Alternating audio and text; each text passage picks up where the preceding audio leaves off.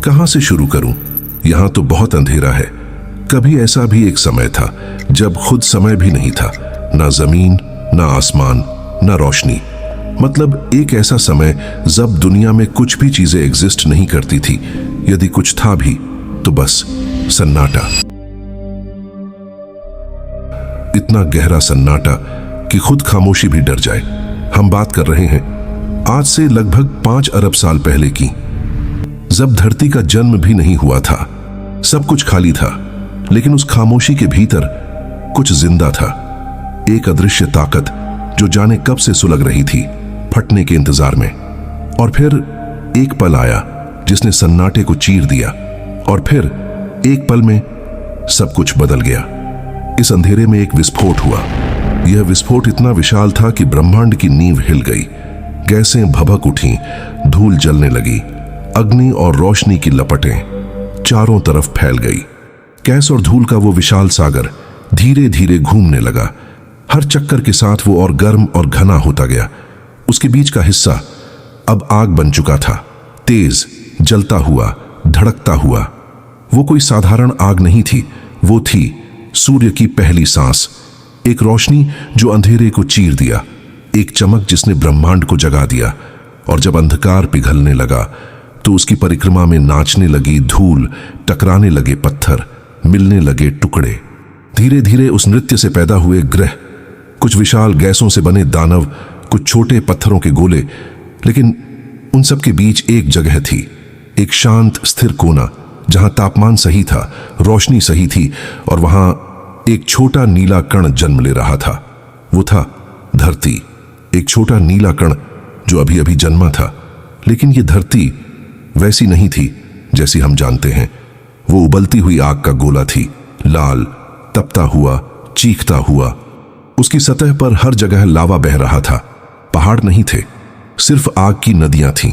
आसमान में धुआं, राख और चिंगारियां तैर रही थीं, जैसे खुद सृष्टि जल रही हो। हर पल ज्वालामुखी फट रहे थे। हर सांस में मानो धरती कराह रही है। धरती के अंदर फंसी गैसें धीरे धीरे आसमान की ओर उठने लगी, और उन्होंने बनाया एक पहला वायुमंडल। और फिर एक दिन बादल गरजे, आसमान फट गया और पहली बारिश हुई। और यह बारिश हजारों साल तक बरसती रही, गर्म लावे को ठंडा करती रही, धरती की सतह को चूमती रही। लाखों करोड़ों बूंदों के साथ धरती ने पहली बार राहत की सांस ली। लावा जमने लगा, धीरे धीरे ठोस हुआ और पत्थर बन गया। वो पत्थर जो कभी आग से भरे थे, अब ठंडी सांसें लेने लगे। समय बीतता गया, वही पत्थर टूटे बिखरे हवाओं और बिजली की मार से मिट्टी में बदलने लगे। धरती का चेहरा बदल रहा था। आग की जगह अब जीवन की खुशबू आने लगी थी। और फिर अंधेरी दरारों में, गहराइयों में पानी की बूंदें इकट्ठी होने लगीं। शुरुआत में भाप थी, फिर बारिश, फिर बहता पानी। वो गुनगुना रहा था जैसे कोई नई धुन गुनगुनाता है। लावा की जगह अब नीली नदियां बह रही थीं, जो धरती की नसों की तरह इधर उधर फैल रही थीं। हर लहर में ठंडक थी, हर बूंद में नया जीवन छिपा था। धीरे धीरे ये नदियां एक दूसरे से मिलीं, टकराईं और मिलकर बनी धरती के पहले समुद्र। वो नजारा अद्भुत था। आसमान में बिजली चमक रही थी, हवाएं समुद्र की लहरों को छू रही थीं, और नीला पानी पहली बार सूरज की किरणों में झिलमिलाया। धरती ने अपनी राख से उठकर पहली बार अपने चेहरे पर नीले समंदर का आभूषण पहना था। अब वो ठंडी और शांत थी, और अपने भीतर एक गहरा रहस्य पाल रही थी, जीवन का रहस्य। समंदर की गहराइयों में, जहां न सूरज की रोशनी पहुंचती थी, न हवा की सरसराहट, वहीं एक चमत्कार जन्म लेने लगा। धरती के दिल से उठती गर्मी और ऊपर से गिरती बिजली, इन दोनों ने मिलकर पानी में कुछ ऐसा रचा जो पहले कभी हुआ ही नहीं था। पानी के भीतर अदृश्य अंधेरे में एक छोटे से जीव ने जन्म लिया। वो इतना छोटा था कि दिखाई भी नहीं दे रहा था। धरती की गोद में जन्मा वो पहला जीव, जिसकी ना आंखें थीं ना पैर, बस एक नन्हा कण जो तैरने की कोशिश कर रहा था। और उसी के साथ धरती ने जीवन की अपनी पहली सांस ली। समंदर अब सिर्फ नीला पानी नहीं था, वो जीवन का पालना बन चुका था। धीरे धीरे इन गहराइयों में जीवन की परछाइयां उभरने लगीं। पहले कुछ सूक्ष्म जीव थे, इतने छोटे कि उन्हें देखा नहीं जा सकता था, लेकिन उनमें जीवित रहने की जिद थी। वे पानी की हर लहर के साथ तैरते, धारा के संग बहते, कभी एक दूसरे से टकराते, कभी मिलकर कुछ नया बना लेते। समय बीतता गया। हजारों साल, लाखों साल, फिर करोड़ों साल इन छोटे छोटे जीवों ने एक दूसरे से जुड़कर नए रूप, नए ढांचे, नई शक्लें बनाई। कुछ ने अपने चारों ओर खोल बना लिया, कुछ ने तैरने के लिए पंख उगा लिए और कुछ ने रोशनी पकड़ना सीख लिया। यही थी धरती पर विकास की शुरुआत। समंदर की गहराइयों में अब जीवन की हलचल थी। रंग, आकार, हरकत, शिकार और संघर्ष। हर जीव किसी न किसी तरह जीवित रहने की जंग लड़ रहा था। कहीं पारदर्शी जीव चमक रहे थे, कहीं अंधेरे में कोई शिकारी धीरे धीरे अपने शिकार की ओर बढ़ रहा था। धरती का समंदर अब एक जीवित भूल भुलैया बन चुका था और इसी समंदर की गोद में धीरे धीरे कुछ ऐसे जीव जन्म ले रहे थे जो जल्द ही पानी की सीमा को तोड़कर जमीन की ओर पहला कदम बढ़ाने वाले थे। धीरे धीरे और जीव सतह के पास आने लगे। कुछ रेंगते हुए किनारे पर टिक गए, कुछ पानी में ही थोड़ी दूरी पर तैर रहे थे। पहली बार उन्होंने मिट्टी की नमी महसूस की। समंदर की लहरों की तुलना में यह कुछ अलग, नया और अजीब था। हवा ने पहली बार उनके शरीर को छुआ। हल्की हल्की सरसराहट उनके शरीर के चारों ओर महसूस हुई। कुछ जीव डर से फिसलकर वापस पानी में लौट गए, लेकिन कुछ ने हिम्मत जुटाई और धीरे धीरे जमीन पर रेंगना शुरू किया। धीरे धीरे उनके पैरों जैसी बनावट विकसित हुई। छोटे छोटे अंग जो पहले केवल तैरने में मदद करते थे, अब उन्हें जमीन पर टिकने और आगे बढ़ने में मदद करने लगे। पहली बार जीवन ने पानी की सीमाओं को पार किया। यह छोटा कदम शायद उनके लिए मामूली था, लेकिन धरती के लिए यह इतिहास का सबसे बड़ा मोड़ था। उनमें से कुछ जंगल की ओर बढ़े, कुछ दलदली जगहों में टिके। हर जीव अपने तरीके से दुनिया को पहचान रहा था, नए अनुभव ले रहा था और जीवन की यात्रा शुरू कर रहा था। धरती अब सिर्फ पानी और पत्थर नहीं थी, यह जीवित थी और उसके ऊपर फैलने वाले हर पौधे, हर कीड़े, हर जंतु की कहानी इसी छोटे से कदम से शुरू हुई। समय बीतता गया, छोटे जीव विकसित होने लगे। कुछ पानी में ही रहे, कुछ जमीन पर टिके। धीरे धीरे उन्होंने खाने पीने, छिपने और बढ़ने की कला सीख ली। फिर नए जीवों का उदय हुआ। पहली मछलियां, कीड़े और छोटे जीव जंतु। धरती की सतह बदलने लगी। छोटे जंगल, दलदली क्षेत्र और झीलें बन रही थीं। हवा में ऑक्सीजन भरने लगी और सूरज की किरणें धरती की नई हरियाली में झिलमिलाने लगीं। जैसे जैसे समय बीतता गया, छोटे पौधे बड़े पौधों में बदलने लगे। जंगल घने होने लगे, जहां नई नई प्रजातियां जन्म लेने लगीं। कीड़े, छोटे जीव जंतु और बाद में मछलियां और सरपट दौड़ने वाले जीव जमीन पर दिखाई देने लगे। समंदर, दलदली क्षेत्र और जंगल अब जीवन से भरे हुए थे। छोटे छोटे जीव विकसित हो चुके थे और धीरे धीरे कुछ ऐसे जीव पैदा हुए जो जमीन पर शासक बनने वाले थे। और फिर धरती के गर्भ से निकले वो जीव जिन्होंने इतिहास ही बदल दिया। उनके पैर जमीन पर भारी पड़ते थे, उनकी सांसें बादलों को हिला देती, उनकी आंखों में एक आदिम आग थी जो बताती थी कि अब ये दुनिया उनकी है। ये थे डायनासोर, धरती के पहले सच्चे सम्राट। धरती पर जीवन अब अपने नए रूप में खिल रहा था। उनमें से कुछ बड़े और ताकतवर थे। उनके पैरों की थाप जंगल में गूंज रही थी और उनके हर कदम से मिट्टी हिल जाती। कुछ ऊंचे जैसे पहाड़, कुछ विशालकाय जैसे चलते पर्वत, कुछ उड़ते हुए आकाश के राजा और कुछ समंदर की गहराइयों के स्वामी। उनकी आंखें गहरी थीं, चालाक थीं और रहस्यों से भरी थीं। जंगल के पेड़ उनके आकार के सामने बौने लगते थे। झीलों में मछलियां डर से कांप उठतीं। समंदर और जमीन का जीवन अब एक नई चुनौती के सामने था। कुछ डायनासोर शांत थे, घास खाने वाले, और कुछ थे शिकारी, तेज, चालाक और निर्दयी, जो अपनी गति और ताकत से जंगल पर राज कर रहे थे। समय बीतता गया और डायनासोरों की विविधता बढ़ती चली गई। छोटे, तेज तर्रार, लंबी गर्दन वाले, विशालकाय और उड़ने वाले। धरती के हर कोने में उनका प्रभाव, उनका साम्राज्य महसूस होने लगा। धरती अब सिर्फ जीवन का प्लेग्राउंड नहीं थी, यह बन चुकी थी डायनासोरों की दुनिया। हर जंगल, हर झील, हर नदी उनकी ताकत, उनकी चाल और उनके अस्तित्व की गवाह बन चुकी थी। धरती पर डायनासोरों का साम्राज्य अपने शिखर पर था। जंगल, नदियां और झीलें उनके कदमों की गूंज से भर उठी थीं। वे विशालकाय थे, ताकतवर थे और शिकार की कला में माहिर थे। छोटे छोटे जीव उनके लिए खेल की तरह थे। उनका आतंक पूरे जंगल और समंदर तक फैला हुआ था। हर जीव उनके आने से डरता, हर हलचल उनके अस्तित्व का एहसास कराती। उनकी गर्दनें ऊंची, जबड़े भयंकर और पूंछें इतनी मजबूत कि जमीन हिल जाती। लेकिन प्रकृति का नियम कठोर था। समय बीतता गया और धरती बदलने लगी। जलवायु अस्थिर होने लगी। सूरज की गर्मी तेज हुई, बारिशें अचानक और भारी होने लगीं और तापमान का हर दिन एक नए खतरे का संदेश लाने लगा। ज्वालामुखी फटने लगे, धरती के गर्भ से राख और आग का भयंकर धुआं उठने लगा। नदियां उबलने लगीं, जंगलों में आग फैलने लगी। डायनासोर, जो कभी शासक थे, अब इस प्राकृतिक आंधी का सामना कर रहे थे। कुछ बड़े और ताकतवर डायनासोर भी टिक नहीं पाए। शिकार के लिए सुरक्षित जगहें नष्ट हो गईं। खाने की कमी ने उनके जीवन पर दबाव डाल दिया। जंगल की हर छाया अब उनके लिए खतरे की तरह थी। और तभी आसमान से एक विशाल उल्का पिंड गिरा।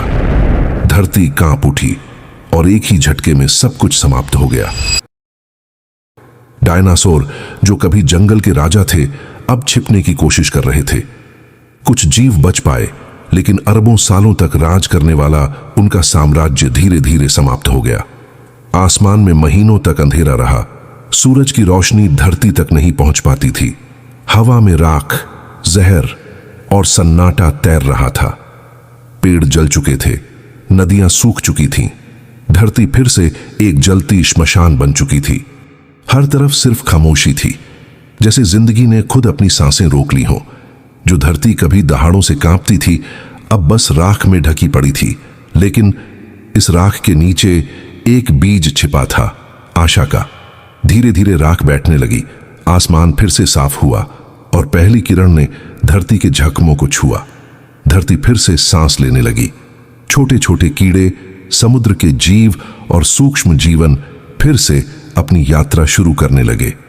धरती ने मानो खुद से कहा, चलो एक बार फिर कोशिश करते हैं। समय बीतता गया। लाखों साल गुजर गए। समंदर के भीतर फिर से नई हलचल होने लगी। छोटे छोटे जीव बदलने लगे, एक दूसरे से मिलकर नए रूप लेने लगे।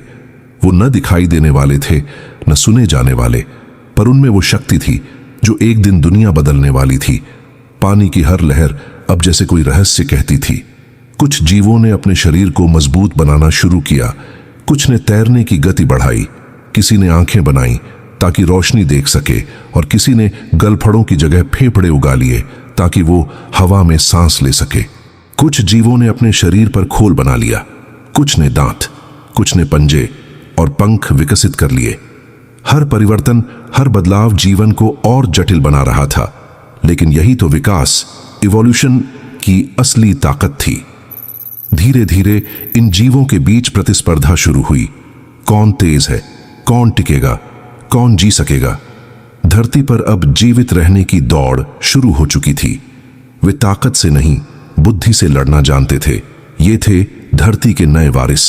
सदियां बीती, लाखों बरस गुजर गए। इनमें से कुछ जीव पानी छोड़कर जमीन पर आए। उनके शरीर बदले, चाल बदली, सोच बदली, और इस तरह जन्म हुआ स्तनधारियों, मैमल्स का। लाखों सालों बाद एक बार फिर से किसी ने जमीन पर कदम रखा था। उनके छोटे छोटे पांवों ने मिट्टी को छुआ। नमी से भरी हवा फेफड़ों में उतरी और सूरज की किरणों ने उनकी आंखों में नई चमक भर दी। धरती ने जैसे मुस्कुराकर कहा, स्वागत है, तुम्हारा घर तैयार है। वो छोटे, मुलायम और बुद्धिमान थे। जब धरती पर दैत्याकार जीव मर चुके थे, तो यही छोटे जीव चुपचाप अंधेरे और पानी की गहराइयों में छिपकर जिंदा रह गए थे। उन्होंने धरती से सीखा, शक्ति से नहीं, अक्ल से जिया जाता है। अब जीवन सिर्फ पानी तक सीमित नहीं था, वो जमीन पर भी सांस लेने लगा था। घास उगाई थी, पेड़ बढ़ गए थे और जंगलों में नई हलचल सुनाई देने लगी थी। धरती फिर से जिंदा थी और उसके साथ जन्म ले चुका था धरती का नया अध्याय, स्थलीय जीवन। अब जमीन पर हर तरफ हरियाली फैल गई थी। काई, फफूंद और छोटे छोटे पौधे चट्टानों पर उग गए थे, जैसे धरती ने अपने पुराने घावों पर हरी चादर ओढ़ ली हो। समय के साथ इनमें से कुछ ने पेड़ों पर रहना शुरू किया। ये थे हमारे दूर के पूर्वज, प्राइमेट्स। धीरे धीरे उनका दिमाग बड़ा हुआ, हाथों ने चीजों को पकड़ना सीखा, आंखों ने गहराई पहचाननी शुरू की। समय बीतता गया। आज से लगभग 40-50 लाख साल पहले अफ्रीका के जंगलों में, जहां सूरज की आग और मिट्टी की गंध हमेशा साथ रहती थी, वहां जंगलों और घास के मैदानों के बीच एक नई प्रजाति जन्म ले रही थी, छोटी लेकिन अलग। उसका नाम था ऑस्ट्रालोपिथिकस। वो आधा इंसान आधा बंदर था। चलना 2 पैरों पर शुरू कर चुका था, पर सोच अभी भी जंगलों वाली थी। वो अपने हाथों से फल तोड़ता, पत्थर उठाता, और पहली बार उसे एहसास हुआ कि हाथ सिर्फ पकड़ने के लिए नहीं, बदलाव लाने के लिए है। धीरे धीरे ये रूप बदलता गया। फिर आया होमो हैबिलिस, औजार बनाने वाला इंसान, यानी इंसान का पहला कारीगर। उसने पत्थरों को घिसकर हथियार बनाए, हड्डियों से औजार गढ़े, और हर खोज में छिपा था बुद्धि का जन्म। समय आगे बढ़ा। फिर आया होमो इरेक्टस, सीधा चलने वाला इंसान। उससे पहले वे लोग झुककर चलते थे, हाथों से चीजें उठाते, पर उनका दिमाग छोटा था। मगर यह अलग था। इसकी आंखों में जिज्ञासा थी, इसके हाथों में ताकत थी, और दिमाग में सोचने की चिंगारी जलने लगी थी। दिन में वे शिकार करते, फल खाते, और शाम होते ही गुफाओं में लौट आते। सर्दी, शिकारी जानवरों, और रात के अंधेरे से हर कोई डरता था। एक दिन दूर जंगल में आग लग गई, बिजली गिरी, सूखी टहनियां जल उठीं, और कुछ जानवर वहां फंसकर जलकर मर गए। कुछ दिन बाद जब राख ठंडी हुई, वे इंसान उस जगह पर पहुंचे। मरे हुए जानवरों के हड्डी, टुकड़े और जलता मांस बिखरा हुआ था। उनमें से एक युवक धीरे धीरे पास गया, एक टुकड़ा उठाया और खाया। उसे भरोसा नहीं हुआ। मांस नरम था, खुशबू अलग थी, और उसका स्वाद कुछ ऐसा कि वह अनायास मुस्कुरा उठा। वापस गुफा लौटकर उसने यह बात सबको बताई। उसके बाद से रातों की ठंडी दहाड़ को मिटाने के लिए, शिकारी जानवरों से बचने के लिए, और पके मांस के स्वाद के लिए, और अगले कई रातों तक वे आग की बची लकड़ियां अपने साथ रखने लगे। कई दिनों तक यही चलता रहा। आग को ढूंढ कर लाना, मांस पकाना, और बची राख को अपने शरीर पर लगा के खुद को गर्म रखना। फिर एक दिन वही युवक शिकार पर गया। उसने पत्थर उठाकर जोर से फेंका, पर पत्थर सीधे जानवर पर नहीं लगा। वह सामने के बड़े पत्थर से टकरा गया। टकराने की चोट से एक छोटी सी चिंगारी उड़ी। वह चमकी और मिट्टी पर गिरी। वह ठहरा, फिर 2 पत्थर लेकर दोबारा टकराया।